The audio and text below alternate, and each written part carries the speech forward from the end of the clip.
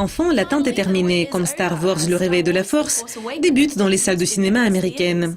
Donc Disney peut-il offrir la simulation du box-office qui va correspondre au mois d'engouement de la préouverture?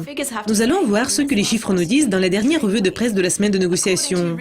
Selon le site boxoffice.com qui a révélé ses estimations mercredi, Le Réveil de la Force pourrait gagner 229 millions de dollars dans les salles de cinéma des États-Unis et du Canada lors du week-end d'ouverture et autour de 900 millions de dollars en général en Amérique du Nord.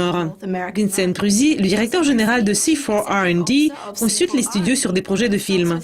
Il déclare « C'est le film le plus fort que j'ai jamais vu suivre. Il y a des gens plus âgés, plus jeunes. C'est le film que les fans de Star Wars attendaient beaucoup. » Les actions de Disney ont augmenté cette semaine et ont bondi de 21% cette année dans un climat difficile pour les actions des médias.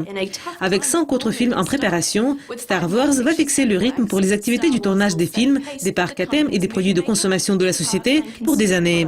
Bob Iger, le président et chef de la direction de Disney, ne fait pas de prédictions.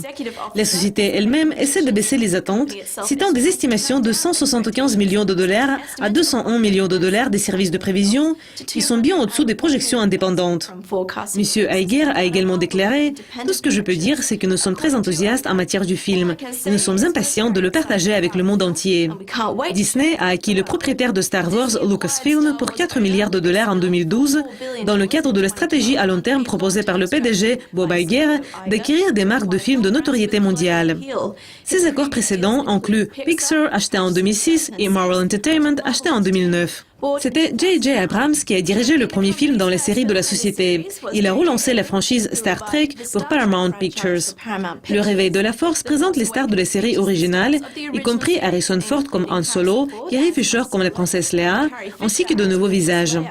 Un d'entre eux est Daisy Ridley dans un rôle de premier plan doré, un charognard entraîné dans une quête pour trouver le chevalier Jedi, Luke Skywalker disparu, joué de nouveau par Mark Hamill.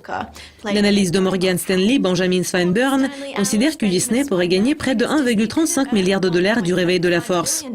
Cette prévision suppose le chiffre de 2,25 milliards de dollars en vente de billets dans le monde entier et près de 1 milliard de dollars en recettes provenant du divertissement à domicile, de la télévision et de redevances de marchandises.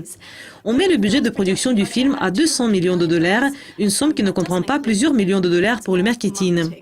Kevin Goethez, le directeur général de Screen Engine, croit que Le Réveil de la Force va attirer les gens qui normalement ne vont pas au cinéma pour regarder les films. Mais maintenant, ils iront pour voir celui-ci. Je ne vois pas de nuages sombres, seulement de la lumière d'argent. Bon, je crois que je sais déjà ce que je vais faire ce week-end. C'est tout pour la revue de presse de vendredi. Merci d'être avec nous. Restez à l'écoute de Lucascopy TV. Au revoir.